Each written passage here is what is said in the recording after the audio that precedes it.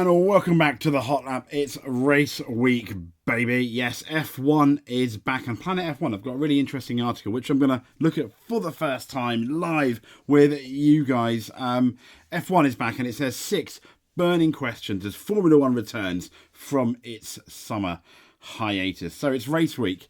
Finally, it says. It sure feels good to be typing that again. It sure feels good to be saying it as well. We've got 10 races in 14 weekends. It's set to be a busy second half of the season. Think about that. We've only got 4 weekends off, and all the other weekends we've got those 10 races. But there are plenty of other intriguing storylines to sink our teeth into and head into. So first of all, will Red Bull go the entire season unbeaten? Well, this is from Michelle Foster. She says, no, they may only lose one race, but they will lose a Grand Prix, this I promise you, with the likes of Singapore, Japan, Mexico, Brazil, and even the brand new Las Vegas on the calendar. There are too many variables in the mix that could trip them up. The article goes on to say, I'm not saying another team is going to win a race this season, just that Red Bull will lose one, and therein lies the kicker. So it says Mercedes, McLaren and Ferrari are all too far behind to catch Red Bull this season, but at some point, Max Verstappen is going to crash or have a puncture or something will go wrong, and Sergio Perez has shown too many times that he may not be close enough at the front to pick up the pieces. So yes, Red Bull will lose one this season, and one team will be gifted a win. Thomas Meyer says, no, there will be another team that sneaks a win before the season end, even with this classic phone going off in the middle of recording again, even with sneaks a win before the season end. Even with the level of dominance we're seeing, it only takes one little thing to go wrong to halt the charge. If Perez was performing consistently high level, my answer will be different, but if something takes Max out of the equation, Red Bull can't rely on Perez. Someone else from Planet F1 has said, yes, you only need to look at the margins of victory from Verstappen in particular to see how easy things have been made to look at times this season. And at times it looks like Red Bull are just toying with the rest of the field. And Jamie Woodhouse says, I'm with Henry. Red Bull will go undefeated, I reckon. Doom and gloom, maybe? Who knows? Who will finish high in the standings is the next question. Alonso or Hamilton. But before we get to that, I think Red Bull are probably favourites I think the odds are with Red Bull to not lose a race, to win every race this season. But I do think there are too many variables. Remember, sprint race weekends, they might not get their stuff 100% together. So I do think the odds are against them having pretty much 10 perfect races to win. And does it also include a sprint race victory? I don't know. If it does, their sprint races left, they may not win. But yes, I think as the first few say, there are too many variables. I'd bet against them not winning a race. But either way, it's a good bet, isn't it? Toss a coin, I guess. So who will finish higher in the standings, Alonso or Hamilton?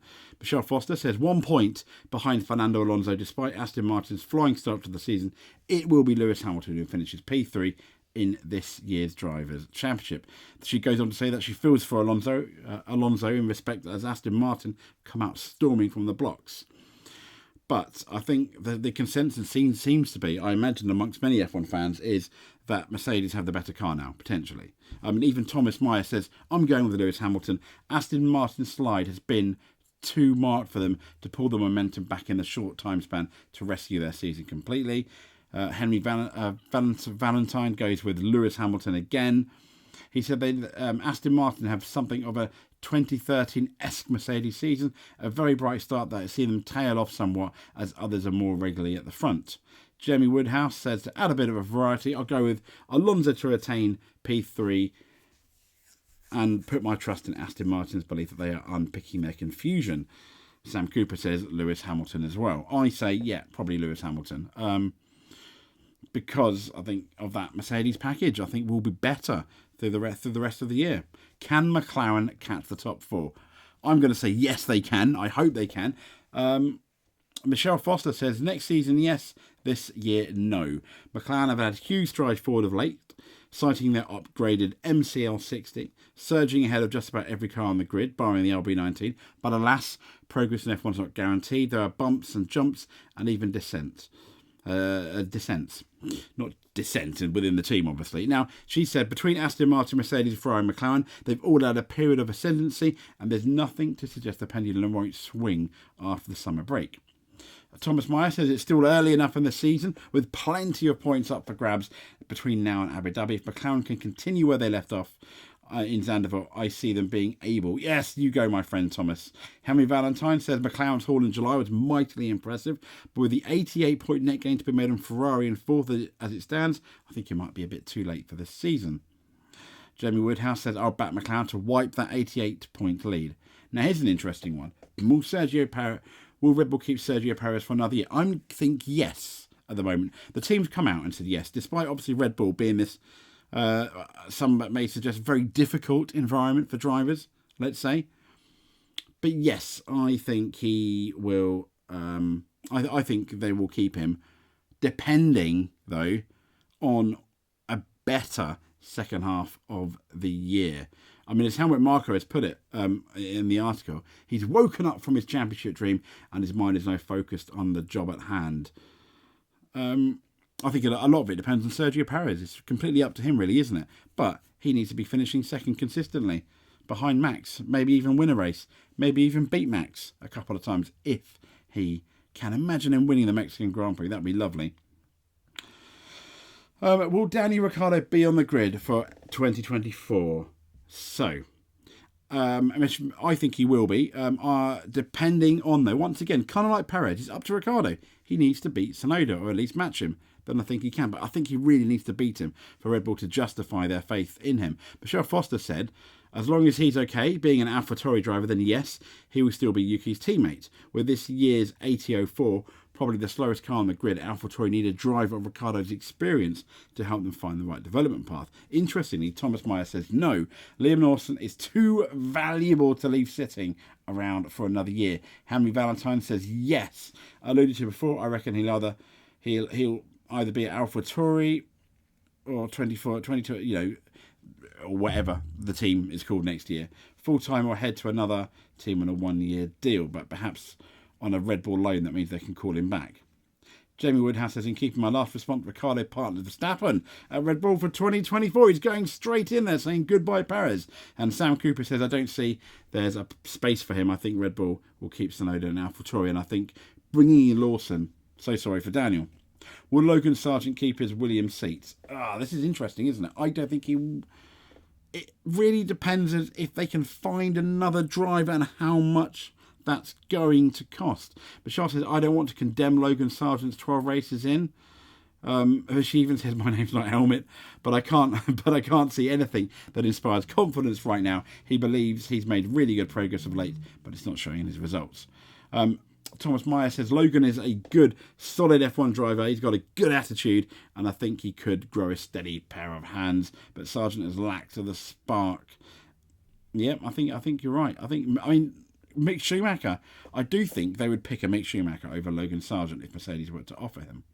And Henry Valentine says, unless he picks that up in the second half of the year, it's going to be tough for him. Too many people will want that seat, and his record against Alex Albon in the first half of the year wasn't exactly sparkling. And here's another story going into race weekend. Mercedes concedes cost cap induced F1 development lag. Yes, bit of a wordy headline there from motorsport.com, but added delays between Formula One's wind tunnel testing and a new part's eventual manufacture is one of the cost cap's biggest effects, say Mercedes technical chief James Allison. Now, the introduction of the cost cap for 21, it tended to close, we all knew it was meant to close these teams up, although the effect has helped. It's created that tight midfield pack. It's also, as the article says, limited the development scope of the current generation of cars. And the effective components with long lead times, meaning when they look at it and discover something in the wind tunnel, it takes a long time to get from wind tunnel and concept, so to speak, to put on the actual car. But the common trickle of upgrades introduced throughout the season has faced a greater amount of lag between testing and production. And as a result, teams have moved forwards, grouping their upgrades into packages, which causes further delays for the parts developed first. He says, I think Allison says, if you imagine that most of the performance is coming from the wind tunnel is always therefore leading where the car will ultimately follow. He says the lag between the car sees what the wind tunnel is doing and how quickly you can drop the wind tunnel geometry into the design office and how they can spit out that manufacturing to make. I mean, I'm not going to get completely into the article, but he's got a point, really, hasn't he, with this? We're trying to save money and making it come out in packages, kind of like when you group all your packages down at Amazon, I guess, when you used to group all your packages to slightly make it cheaper at Amazon and get them all sent at once. It's something a bit simplistic. I'm making it a bit simple, but it's something I imagine very, very, very, very similar to that. So that's, I guess, what Alison's going on about. And that's why, as we've seen, he's quite right. It's been packages rather than the odd upgrade, which has still happened when we see them, on the Thursdays and Fridays of Grand Prix, of Grand Prix. But speaking of Thursdays and Fridays of Grand Prix, here's the schedule for Sky Sports. On Thursday, the 24th of August, drivers' press conference, and then on Friday, 9 a.m. it's F2 practice. But then we've got 11 o'clock Dutch Grand Prix practice. That starts at 11:30, and practice 2 starts at 3. The Sky's F1 show is at 4:15, and that's on the Friday. On Saturday, we have got practice 3 at 10:30, and 2 p.m. we've got the Dutch qualifying. This is all British UK time, guys.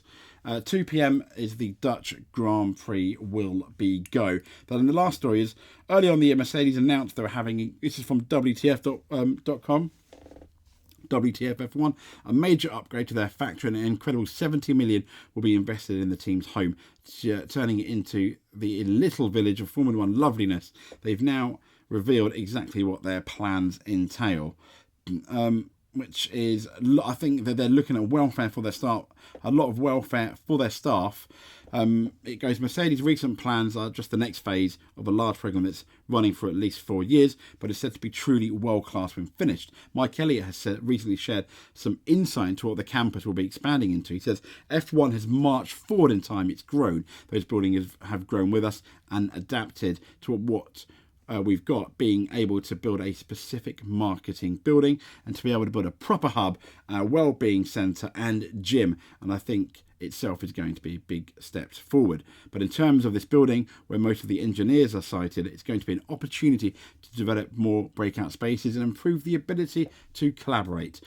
Have better quality meeting rooms than we've got at the moment, all things that might seem small, but if you think that your most important asset is your people, giving them the best places to work in, that's really what we need to create. Fantastic there. There you go, all workplaces. Take heed, look at that WTF Planet F1 article. This has been the Hot Lap. We are now in race week, and I will catch up with you guys soon.